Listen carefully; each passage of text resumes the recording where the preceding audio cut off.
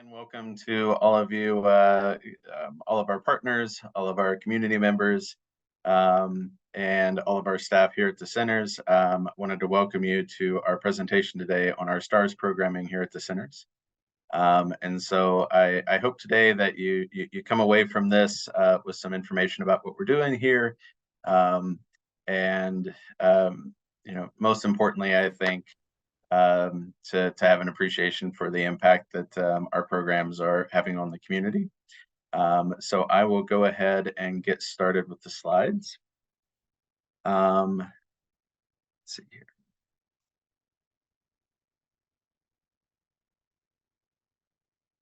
We can get started.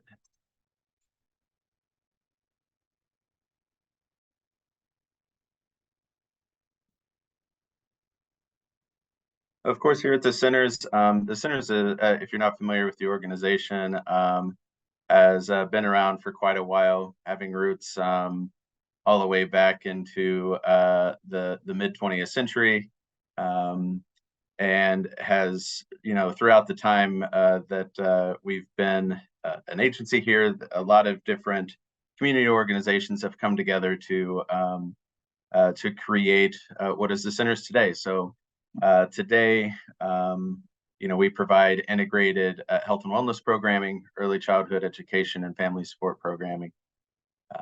We have our El Barrio workforce centers, and also within the last year have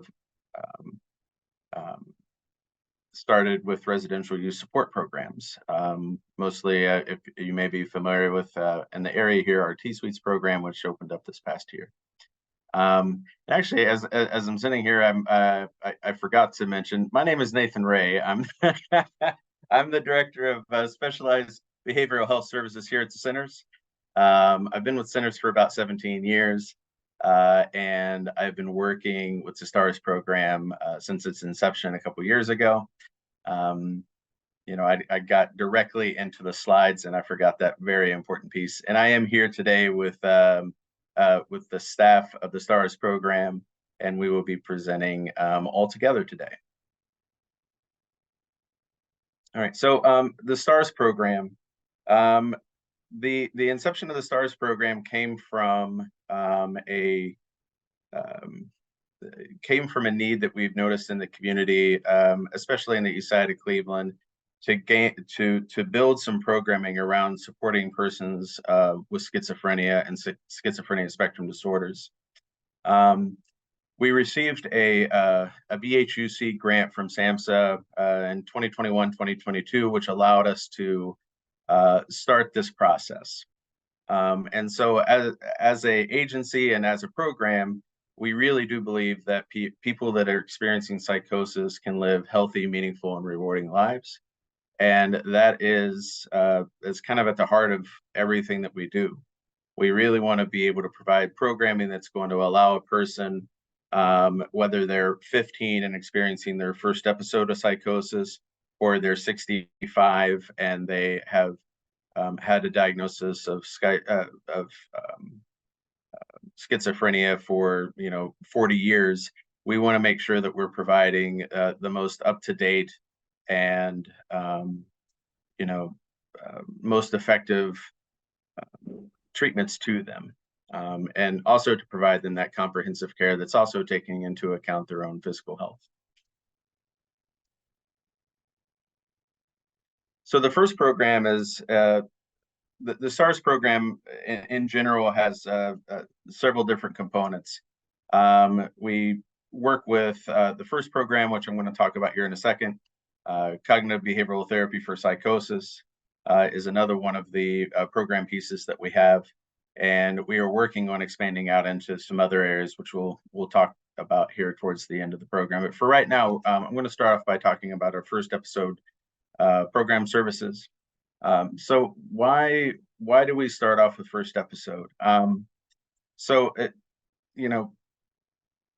Individuals, particularly here on Cleveland's East Side communities, we wanted to make sure that they had access to care, particularly for those who are experiencing their first episode of psychosis. We really wanted to make sure that we could reduce the incidence of the toxic pathways into treatment, meaning that, you know, we want to try to prevent involuntary hospitalizations, prevent individuals being having interactions with law enforcement, and really creating an environment that is not supportive of these young individuals who are experiencing psychosis for the first time. So that was one of our main thoughts in that. You know, reducing that duration of untreated psychosis is also something we're very passionate about, and something that we're looking to have an effect on for the communities that we serve. You know, we wanted to develop a team that reflected the community that we're serving, and empower the families that we are serving to fight stigma. And so, you know, we started our first program. This was the first program of the STARS initiative that we started off with, and we partnered with Neomed's Best Center. And I've seen several people on the call today from the Best Center, so big shout out to Crystal, and I think I saw Deb on here, and I saw Danelle, and all of the wonderful folks at Neomed that have supported us in consultation and training. They've been fantastic partners in this. So some of the first program objectives, a couple that I wanted to highlight that I may not have already talked about. We really want to promote recovery and resiliency in this program. We want to work with those clients to make sure that they're achieving independence and that they're getting back on track with life. You know, I've worked in community mental health for 18 years now. And in that time, I remember when I first started off, you know, I would have discussions with clients about, well, let's talk about disability. Let's, you know, you know, you have to come in and see your doctor. The medications are really important, and we have to, you know, look into disability so we can get you insurance and all these other things. And that's not really necessarily the types of discussions that our first team is having. We're really trying to focus in on getting that person back on track in their life, and whatever that looks like to them. We're looking to relink them with family members and support that they may have been astray from due to the emergence of a psychosis or an event of psychosis. And in doing these things, we're hoping that we can improve the outcomes over the long term. It's been shown that early intervention with first episode psychosis can cut lifetime hospitalization rates in half, and also reduce and help out with symptom management in the long term.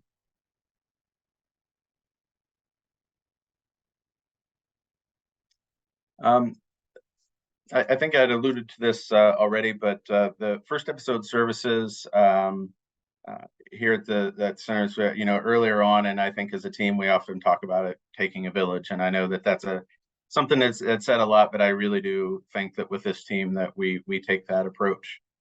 We really emphasize that shared decision making with our clients, and take every bit of what they bring to us and accept them as to where they're at, and how we can engage them in that decision-making process and empower them in their decision-making process about their treatment.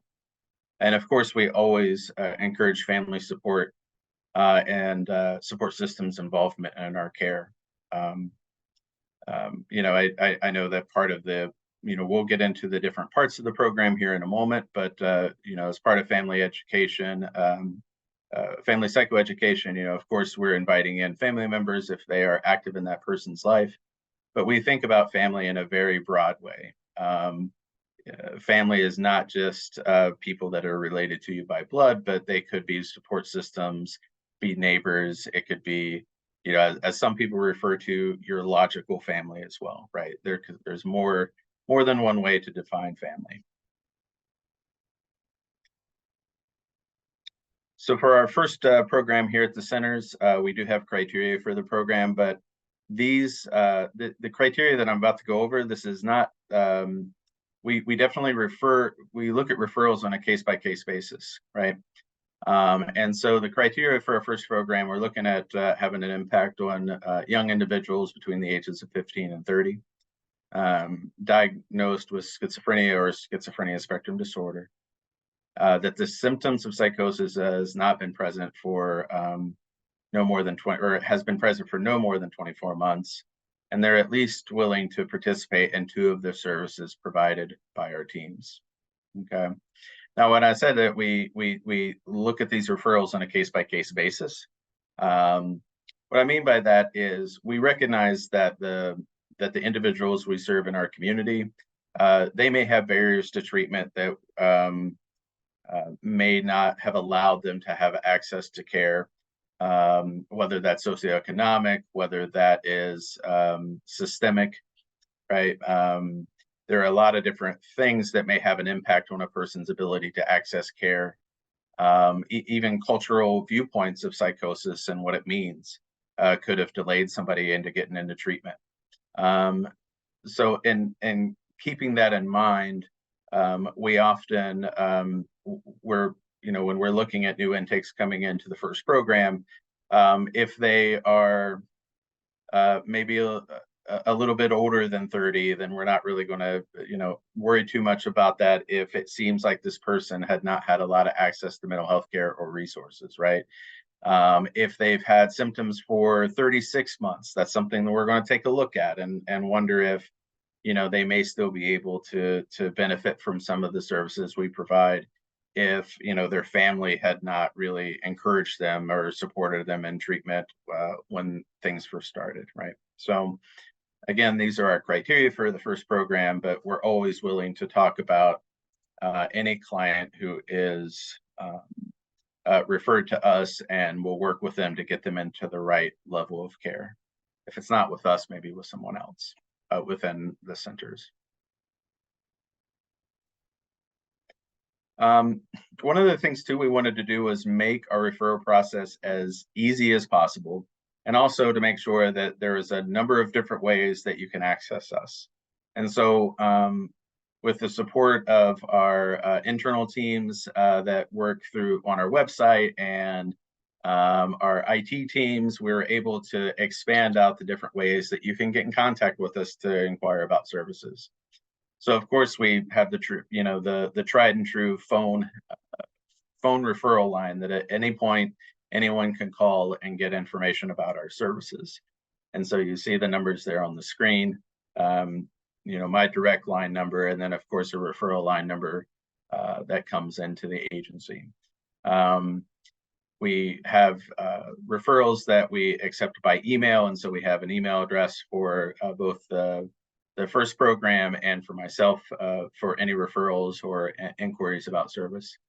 And then we also created a online web referral where folks can refer themselves in. They can put in information and to get information from someone else, or they can just inquire about services in general. Our online referrals, I just got one this morning. I know I have someone to call. And so, the online referral form has been very helpful to get access out there and to empower people to that are looking for information out there on the internet that, there's some place to call. And so I fielded calls from concerned neighbors who just wanted to get more information on psychosis and maybe possible flyers or something for somebody that they know, and other referrals were students looking for support because they were going through this and they didn't, they wanted to get more information and help with what they were going through in their lives. And of course we have a fax number that we have available for anyone to fax in any referrals into our program. Of course, the intake process is pretty straightforward. We gather that demographic information. We do a mental health assessment and psychiatric evaluation to confirm the information that we've received, and then we immediately get to work and get folks assigned into their providers of their choosing. of course, they have to choose at least a minimum of 2 services to be enrolled into the program. The services available with our first program would be counseling and individual resiliency training, psychiatry, case management, supported employment and education, and then family psychoeducation. And so with that, we will talk about each individual service lines here. And I believe that our staff are going to talk about their particular areas. And I'm going to start off here because with the psychiatry, unfortunately, Dr. McNamara was not able to join today. So of course, we provide psychiatry here at the centers and in this program in particular. And really the goal of the psychiatric team is to help find the right medication and to provide that education needed about medications to help that individual understand what's going on with them, monitor their health outcomes, and really make sure that they're on the lowest dose possible to have an effect, right? I mean, that's really key to this. And then Yvonne, did you have anything to add from the nursing side? I did. Hi, my name is Yvonne Smith. I'm a registered nurse working with the centers, working with the first STARS program with Dr. McNamara. Some of the things that I wanted to add with our patients is that with psychiatry, our first episode program has a coordinated specialty care, which includes pharmacotherapy and management of side effects, and that all of our coordinated specialty care patients have genuine access to the pharmacotherapy services. There's no arbitrary criteria like consistent medication management or adherence to medication or sobriety before they can access our individual services. And our patients can be anywhere from taking oral medications such as aripiprazole or long-acting injectables such as paliperidone.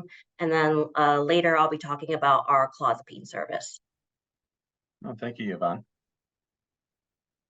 All right, counseling. I will pass this over to Lavette. Hi, my name is Lavette Edgerson. I am a licensed professional clinical counselor. I am also the individual resiliency training clinician. I am responsible for assisting clients in managing their mental health symptoms.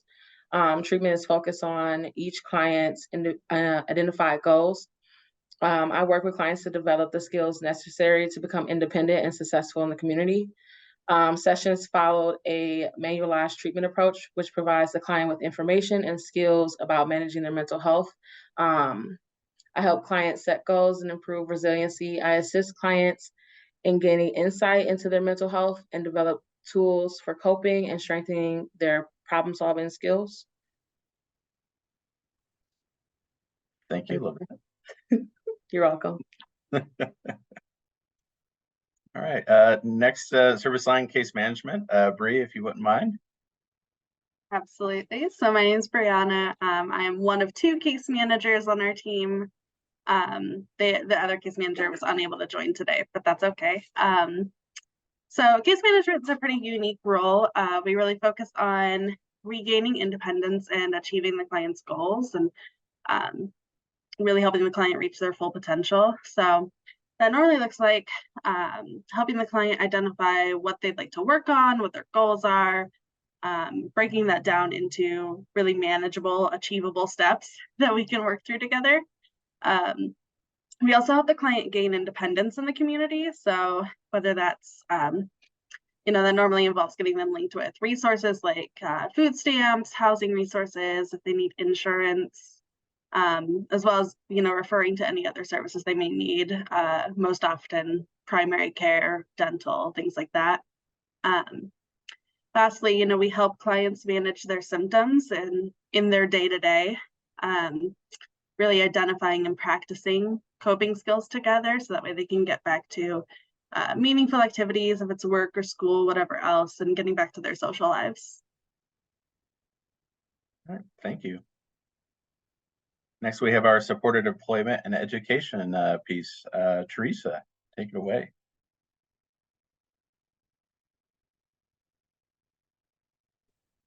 Hi, my name is Teresa Thompson. I am a supported employment specialist, and supported employment and education has been working diligently with assisting individuals in obtaining and maintaining employment or returning to school.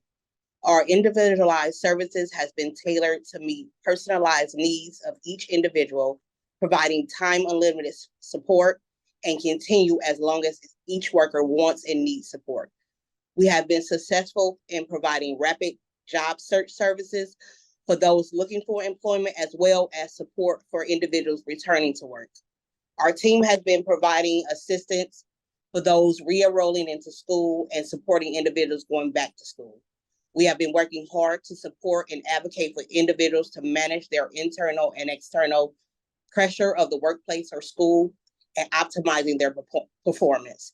In addition, we have been providing work incentive planning to assist individuals in navigating working and receiving benefits. Our team has been successful in helping individuals maintain employment and education, providing ongoing support and advocacy. Overall, our team has made significant progress in providing the necessary support for individuals seeking employment or returning to school.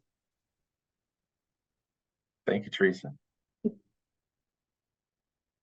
And then kicking it back to Livette for the family psychoeducation component.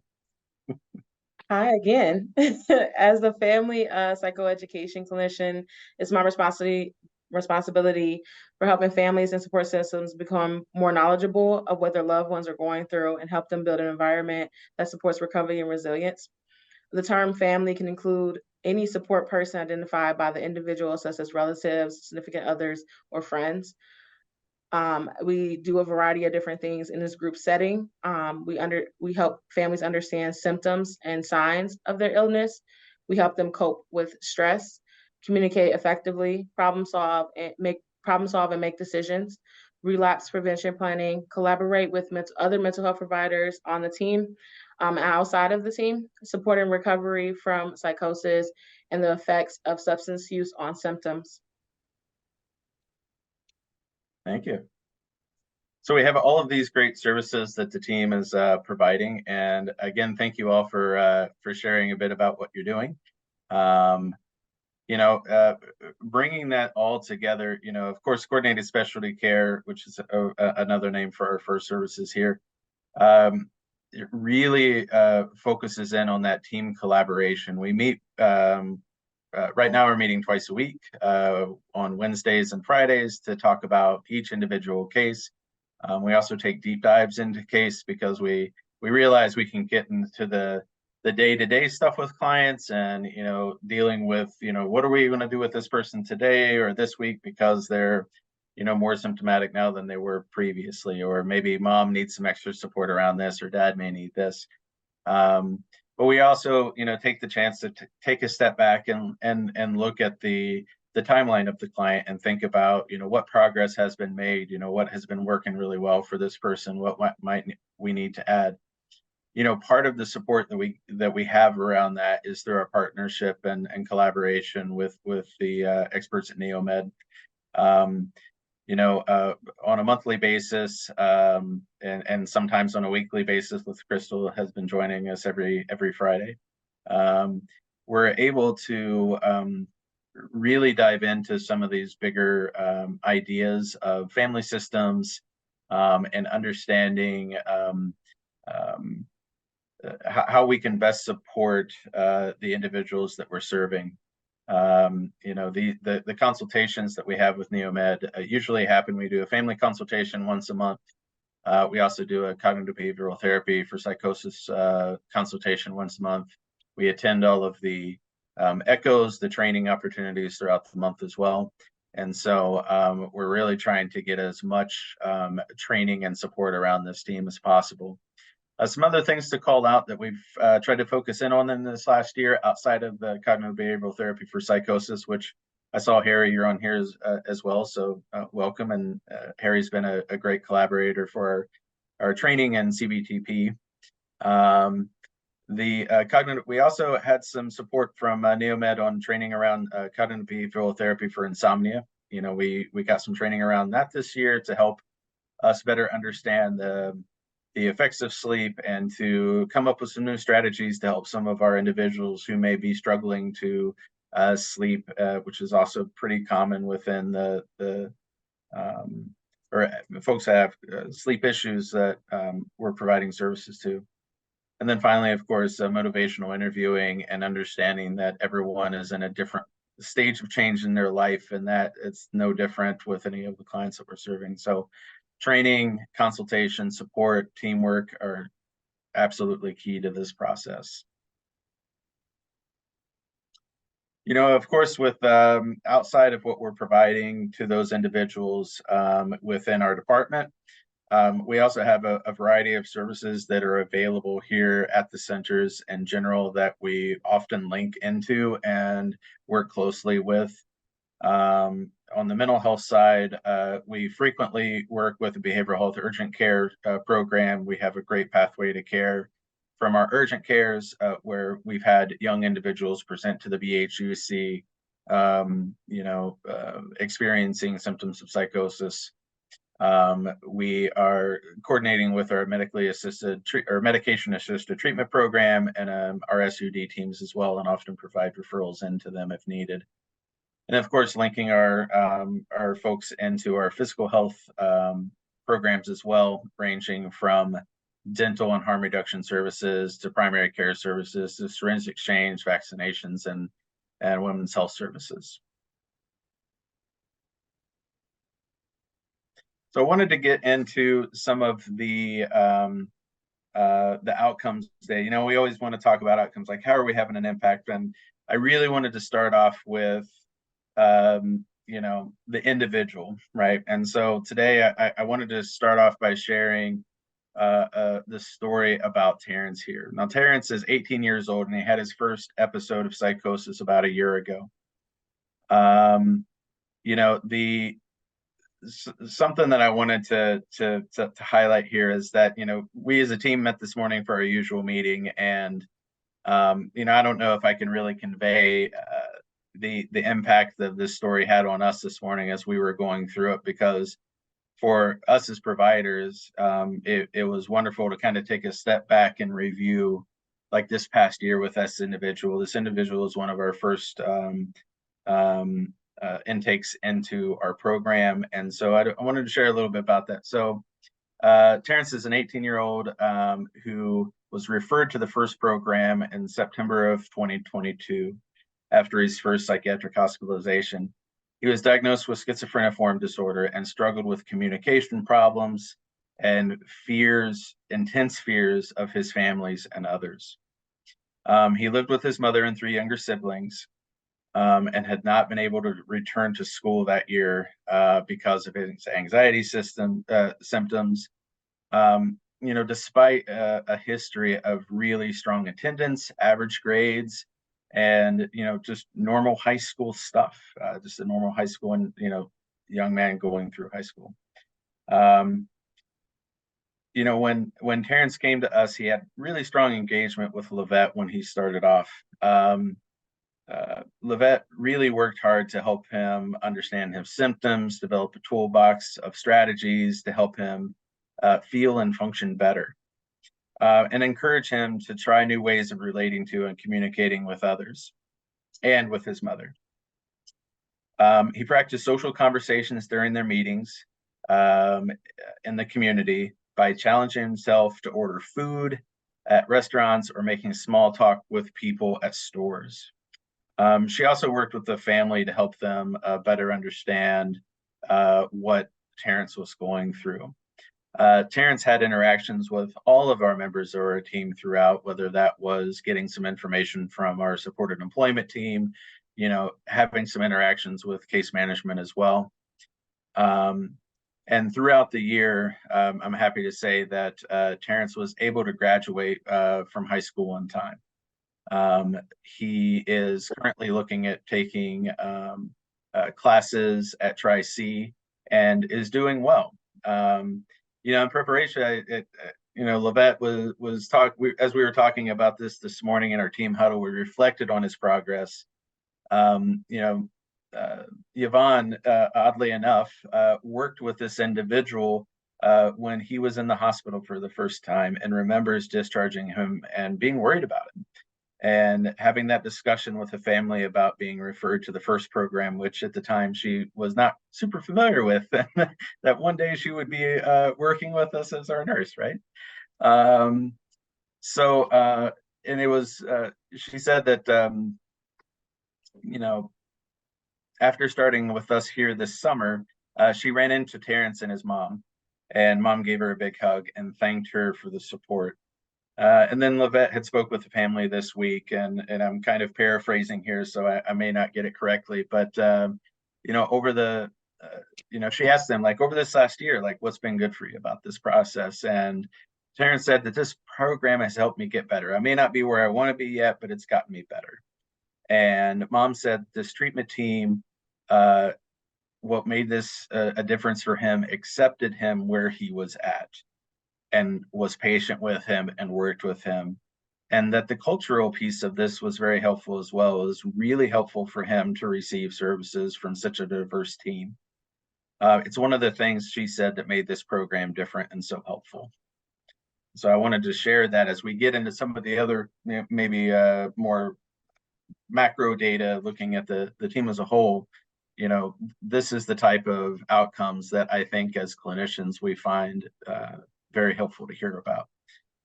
So getting into like the larger data set here that we had that we wanted to share today. Of course, right now we have about 14 referral sources we've been able to engage with over the last year. Of those 14 referral sources, we've had 45 referrals.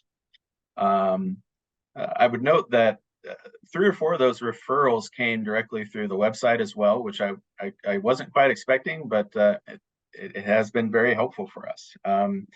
So 45 referrals. Out of that, we've had 31 admissions, 3 discharges, and 28 current clients.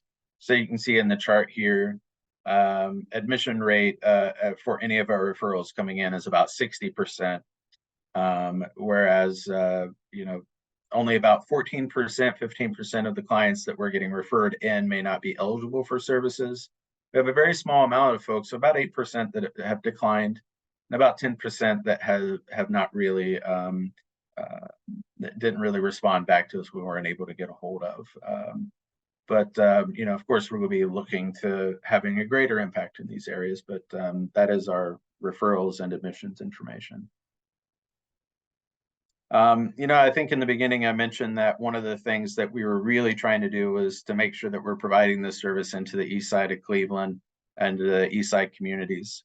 And so this map here shows the Cuyahoga County area, and you can see there it may be difficult if you're not familiar with the Cleveland area, but the 2 red dots on the all of the east side clients that we're serving, it looks like a majority of our clients are being served by us are in our east side communities.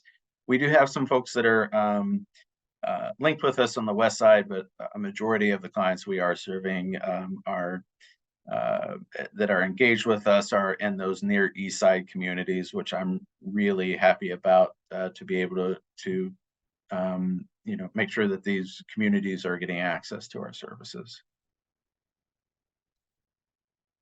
As far as demographics, our average age right now is about 22 years old. Our age range at present with our current caseload is 14 to 31.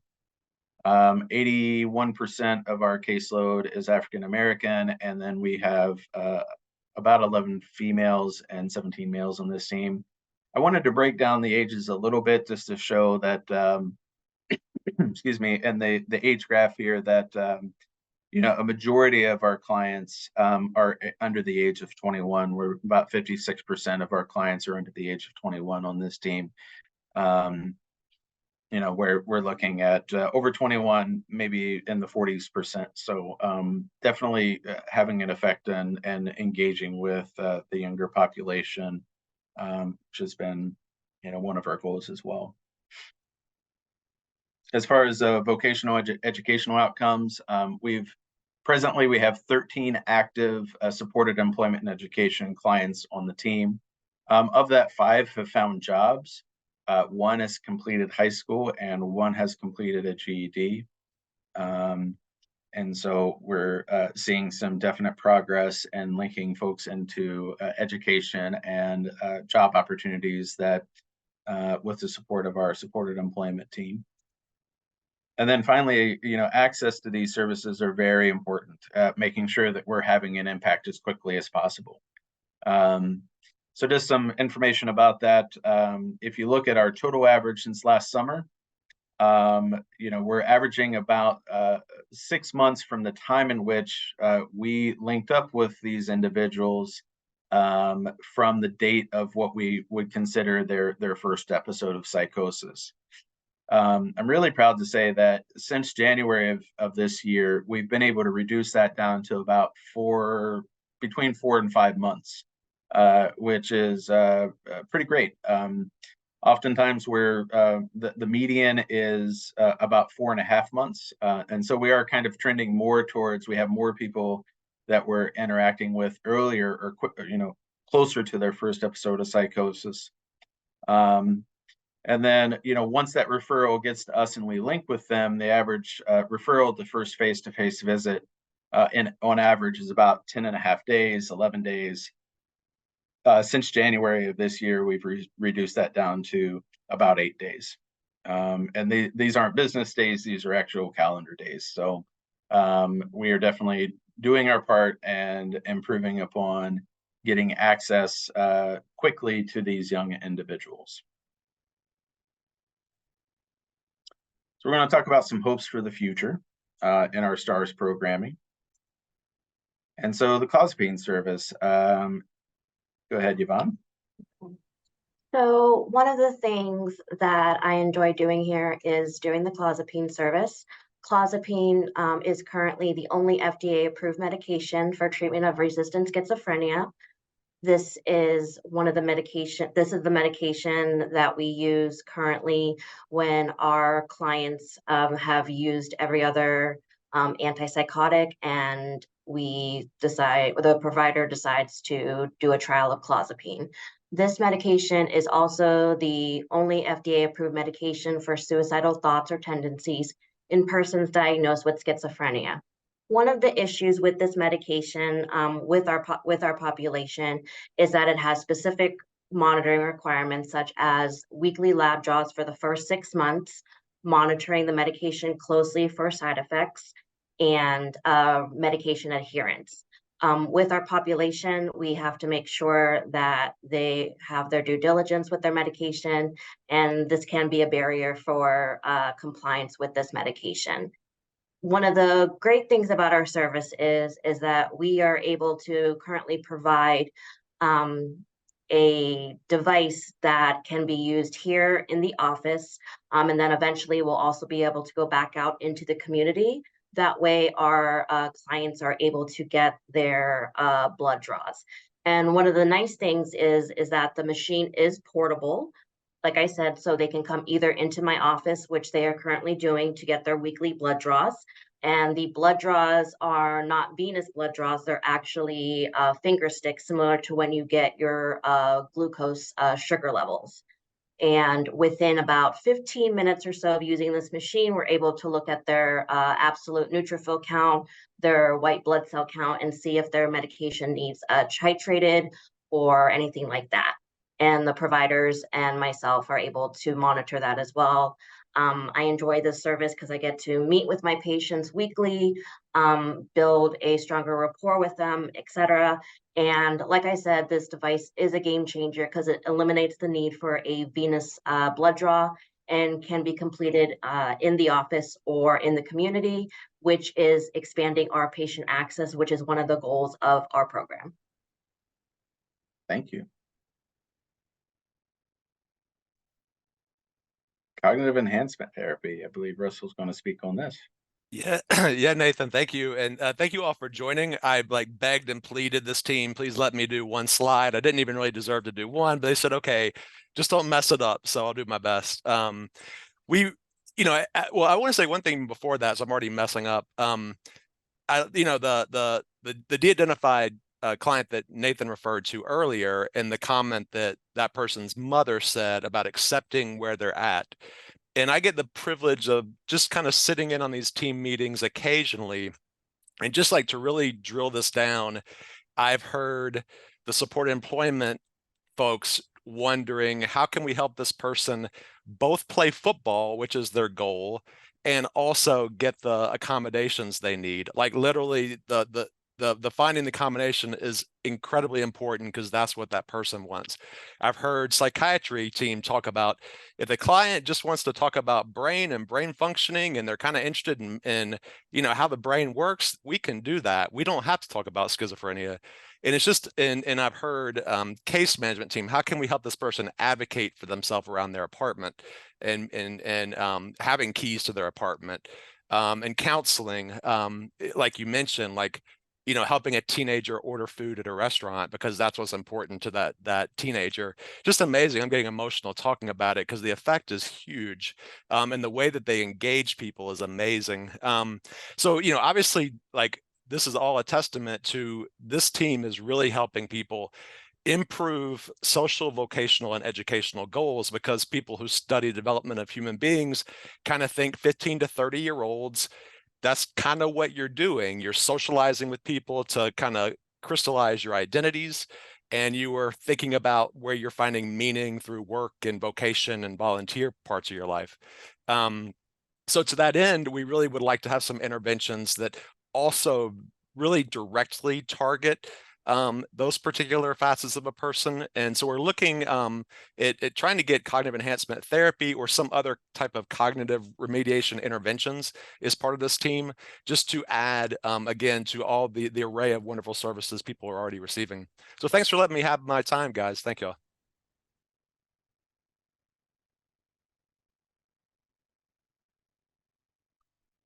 And then lastly, as far as thinking about the future of the STARS programming, we have some things that the team have, we've talked about in our meetings, enhancements to our physical space to be more welcoming and accommodating of our teenage clients and their families. I was in an office with Dr. McNamara a couple weeks ago, and there was a young man in there who is new to our program. And he was giving us suggestions on maybe video games we might want to have available to, if he has to wait in between appointments. Of course, looking at social support groups and how we can access and link our clients into support of their peers, of individuals, not only here in the city, but across the state and nation who may be struggling with psychosis. And really also focusing on that peer support and recovery in this next year as well. We have been looking for peer support individuals to be a part of this team, and will continue to do so. And that's not only peer support for individuals receiving the treatment, but also for their families, and exploring the idea of family peer supporters as well. And so we wanted to bring this question out to the community here, as community providers, as what services would you suggest? What are we missing here? Are there things that you all think would be helpful as part of our service array here? And feel free to unmute to answer if you'd like. Not to put you on the spot.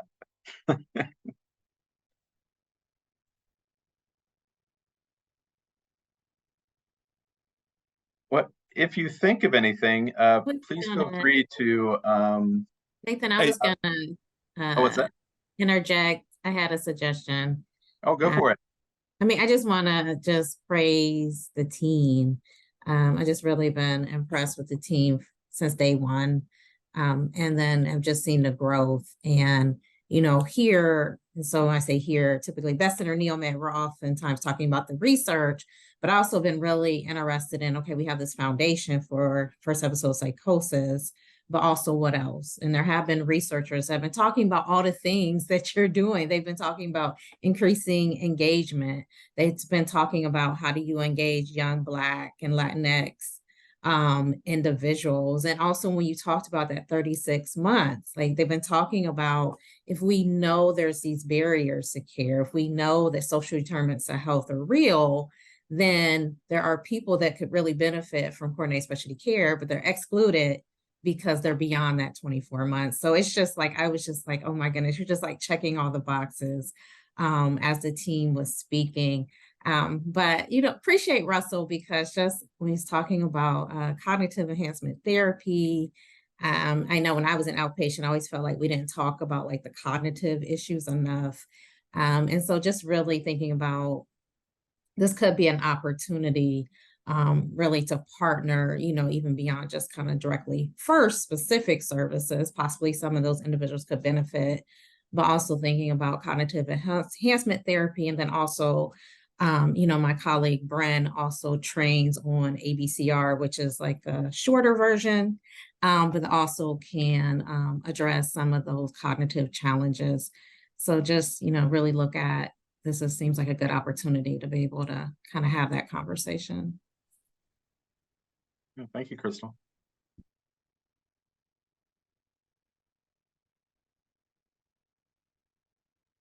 Nathan, you used all your good engagement skills on the people that you're serving.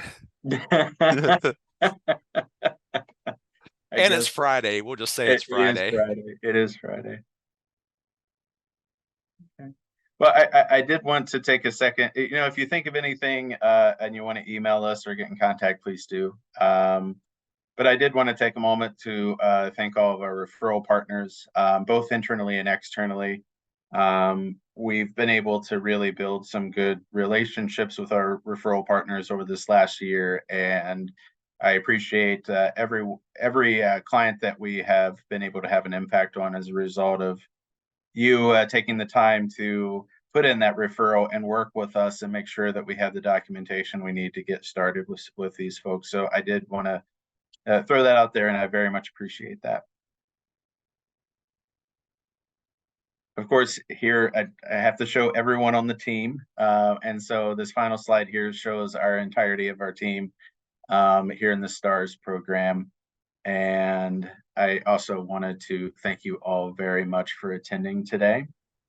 I will stop my share. Nathan, I also just wanted to thank, oh my gosh, it looks like Kilroy was here. I didn't realize that. Gosh, lost my train of thought. Oh, I just wanted to also thank Vicki Montesano and Ohio Mental Health and Addiction Services for their leadership and consultation around coordinated specialty care and first episode psychosis programming. We've really just begun to get into the full collaboration with Ohio Mental Health and Addiction Services. So really looking forward to that, but they've already been a really key partner to help get us to this point. And they have a monthly meeting as well for providers where we all can kind of talk across the state. What are some of the challenges that we're seeing and barriers, and learn from one another. So just wanted to give space to thank that process as well, and really look forward to see where that collaboration goes. Very good. Well, again, I thank you all for joining us today. Is there any questions that you all have for us in our time available?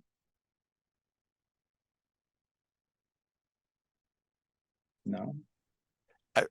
I'm going to ask a question, but I really am curious. Like, it's not just to do it.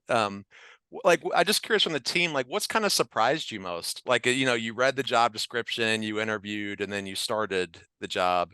I think Bree probably had sort of the most direct experience like this. But anyways, like that being said, what maybe surprised you being part of this?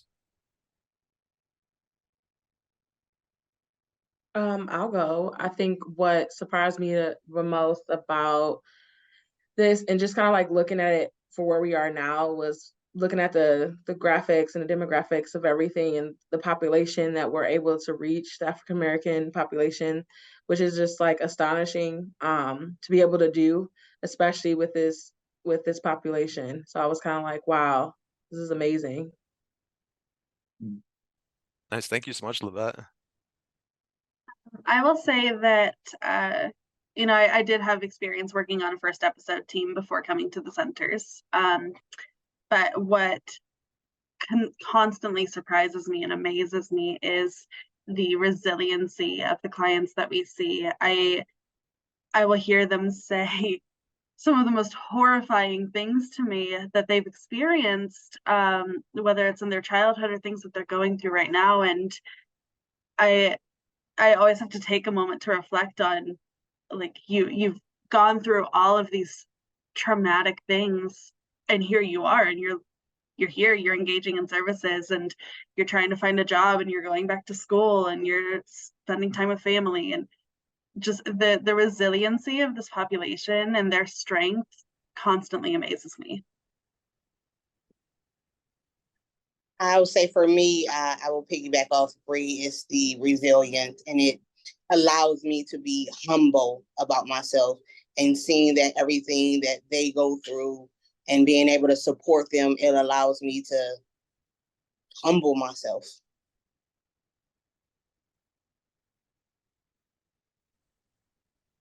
Goosebumps, y'all.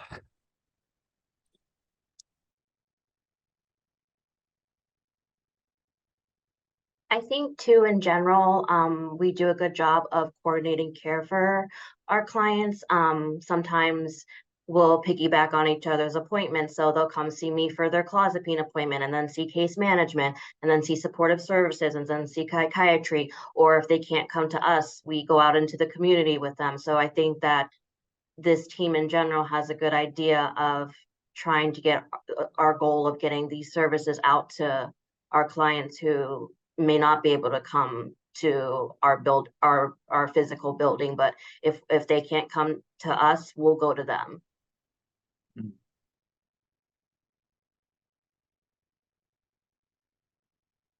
No, thank you for sharing. I saw that Tatiana had a question for us, as far as like what are our plans for expansion and growth. You know, of course I totally lost my screen there for a second. I apologize, y'all. So as far as expansion and growth, in this next year, we're really hoping to continue to expand into expanding access into the community in maybe more novel ways, right? So it's always important for us to be in contact with hospitals. It's always important for us to be in contact with schools. You know, I see representatives from Case Western on here. I see representatives from the hospital systems. Like, those are very important partners. But we want to get into some other, get into the community in a different way. And so some of the thoughts and ideas we've had around that is, you know, what are some important places in the community that we can tap into and make linkage into some of the folks that are already linking into these places. So one of the ideas that we've been talking about, I know Crystal and I have talked about it, and Harry and the team as well, like getting into barbershops and getting information out into our local barbershops in the Eastside community. Can we get into community centers and churches? Can we work on some stigma busting in a different way, right? Instead of just like, you know, what can we do in the community to help families feel more comfortable coming into the service? And so really the expansion, as far as like our, you know, if we're thinking about expansion, it's about access, right? And getting out to those folks who need this service. You know, and of course that growing in our skills and growing as a team, you know, we want to make sure that we have the capacity that we need. We want to make sure that we have the outcomes data collection that we need to not only show the good work that we're doing, but to better understand how we can help, you know, with process improvement in the future.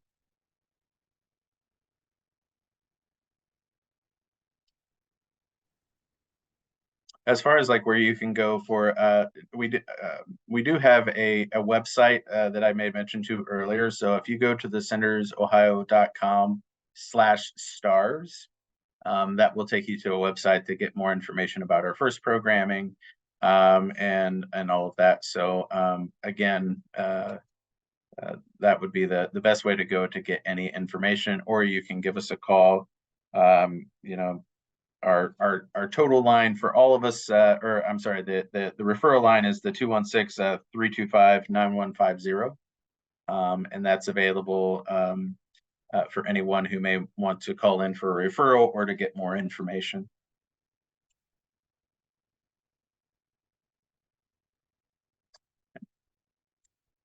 Any other questions or thoughts before we close up today?